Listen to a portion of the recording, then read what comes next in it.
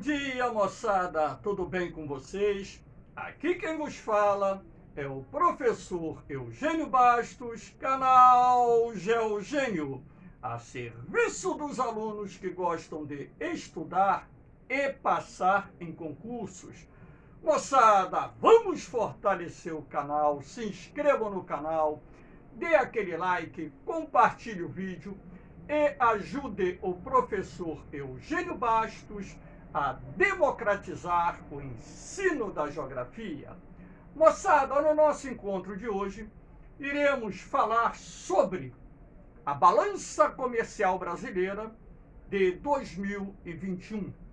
Portanto, um tema que de vez em quando cai em concursos da SpaceX, do Colégio Naval, da ESA e também vestibulares. Espero que gostem do nosso encontro. Havendo qualquer dúvida, faça a sua pergunta lá na parte dos comentários, que eu terei a máxima satisfação de respondê-la. Então, para iniciar o nosso encontro, essa imagem que representa o comércio externo brasileiro, e vamos fazer uma abordagem de forma simples e objetiva em relação à nossa balança comercial de 2021. Um tema bastante atual, porque estamos no início de 2022 e já obtive os dados necessários para a montagem dessa aula, razão pela qual estou gravando a mesma. Então vamos começar aqui a falar sobre a nossa balança comercial. Aqui tem um gráfico montado por mim através dos dados colhidos de 2015 até 2021, onde é possível você observar a oscilação do superávit comercial brasileiro. Professor, o que seria esse superávit comercial? O superávit comercial ocorre quando o valor das exportações supera o valor das importações, gerando um saldo positivo na balança comercial.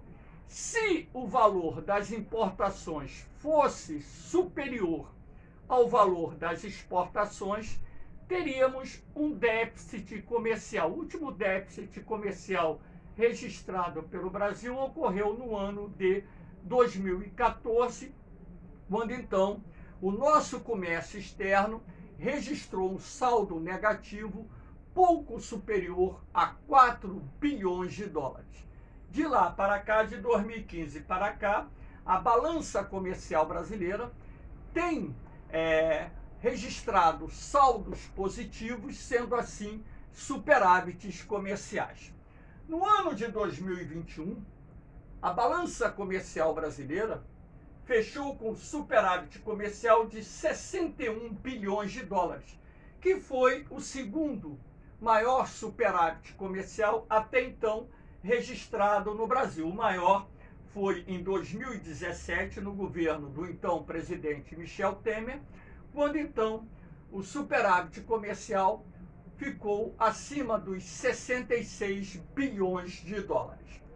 O Brasil exportou, no ano de 2021, aqui, 280 bilhões de dólares, um pouquinho mais de 280 bilhões de dólares, importando um pouquinho mais de 219 bilhões de dólares, o que gerou esse superávit comercial na casa aí dos 61,1 bilhões de dólares.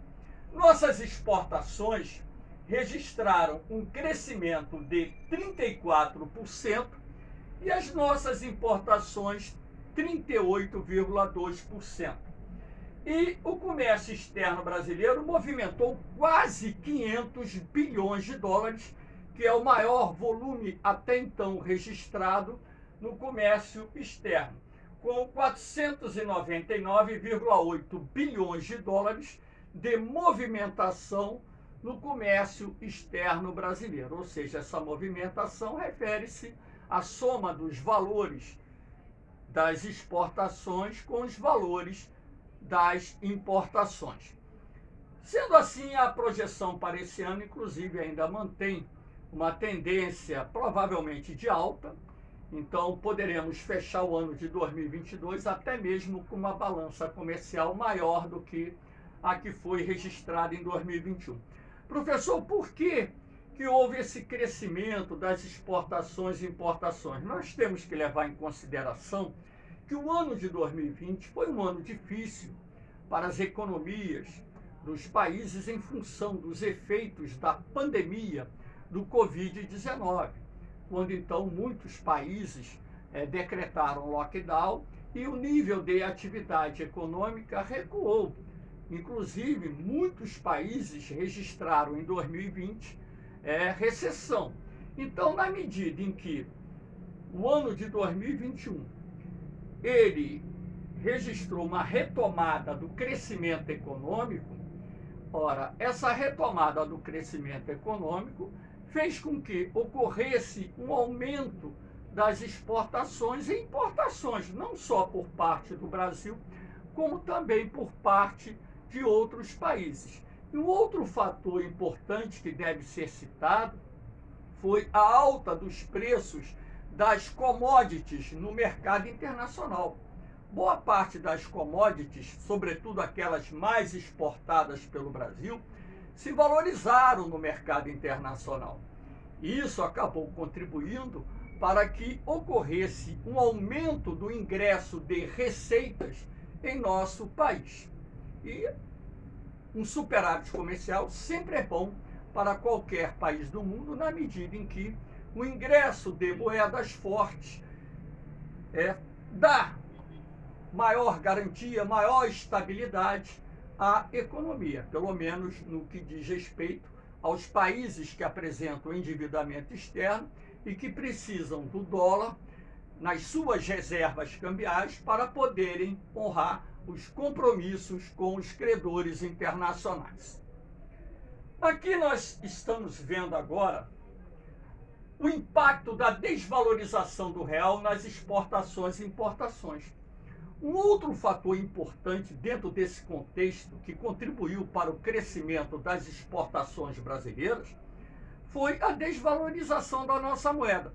Muitos alunos em sala de aula, eles têm dificuldade para entender de que forma a desvalorização da nossa moeda impacta as exportações e também as importações. Eu faço isso aqui todo ano e eles acabam entendendo com facilidade. Quando você explica sem a demonstração, muitos alunos têm dificuldade para entender. Agora, quando você demonstra, fica bem claro e eles entendem com facilidade. Então, olha só, o impacto nas exportações.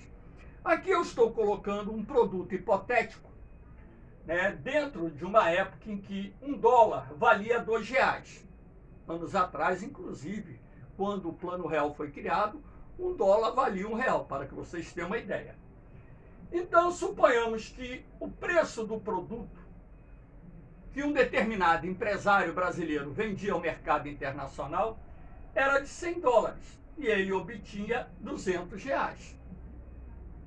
Então, é só multiplicar R$2 vezes 100 que você vai ter aqui R$200. Quando você desvaloriza a moeda, o que acontece? $1 agora passou a valer R$5. Está um pouquinho acima disso no exato momento. Estamos em janeiro de 2022. Então, o preço do produto em dólar é $100, o que equivale a R$500.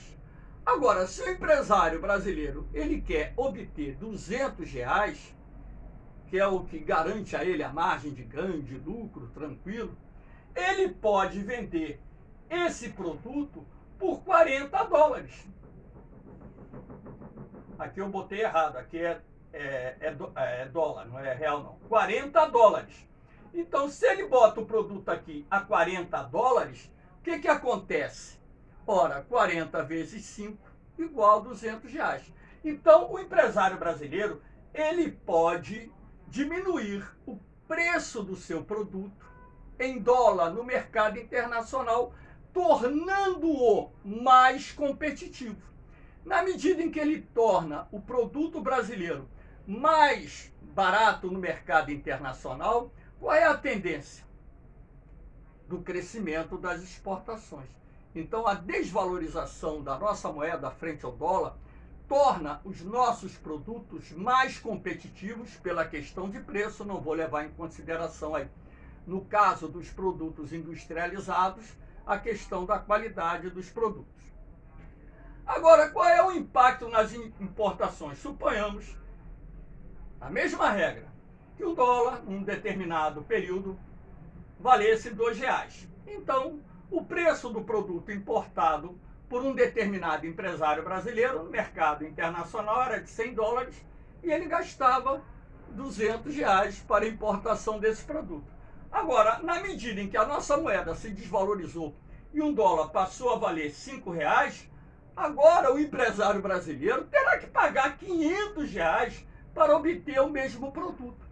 Então, quando você desvaloriza a nossa moeda frente ao dólar, o que acontece? O produto importado ele fica mais caro.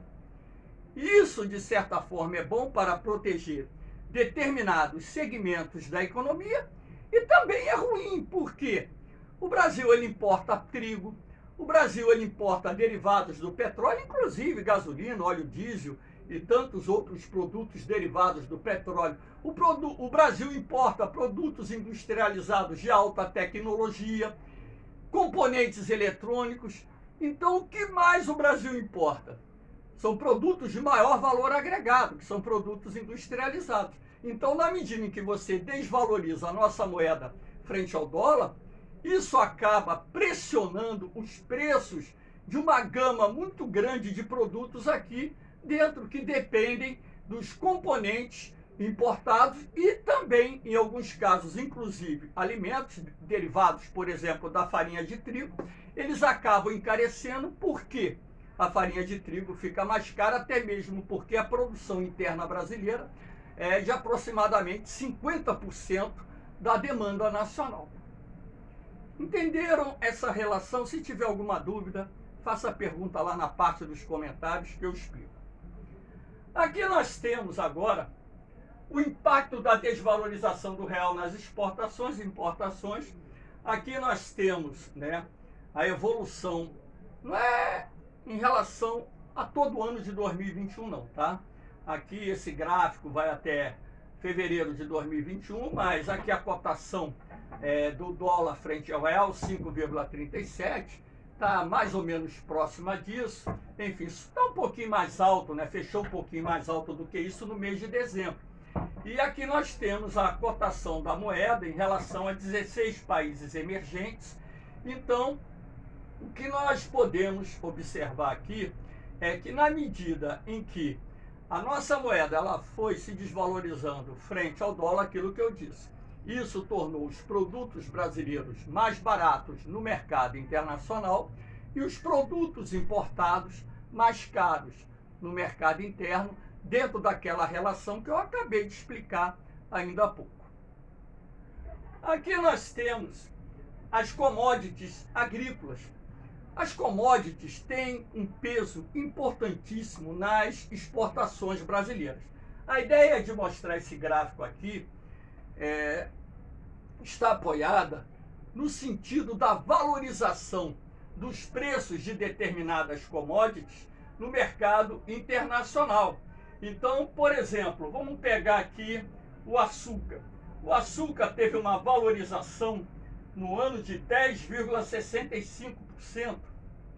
Aqui o café, 30,68% em 12 meses. O café, 13,84%. A variação do cacau foi baixa, 5,36%.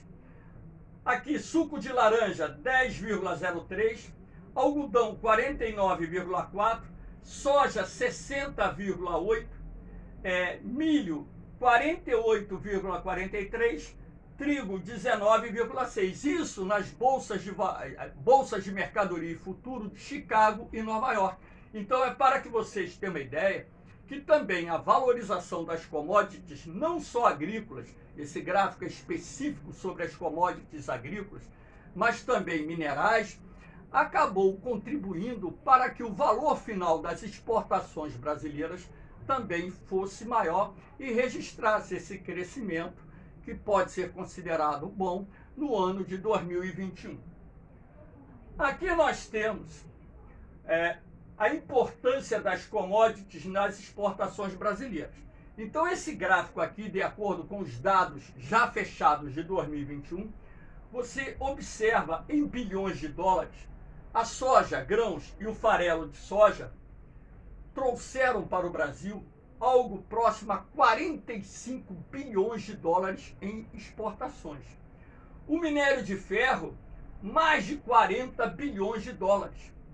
O petróleo, mais de 27 bilhões de dólares em exportações. O açúcar, mais de 7 bilhões de dólares. A carne, mais de 7 bilhões de dólares. Óleos combustíveis, mais de 6 bilhões de dólares. E celulose, mais de 6 bilhões de dólares. Aqui é parte apenas das commodities exportadas pelo Brasil. Lembrando que commodities é o nome que se dá aos produtos primários de baixo valor agregado, derivados do agronegócio, derivados das atividades extrativas, qualquer atividade extrativa.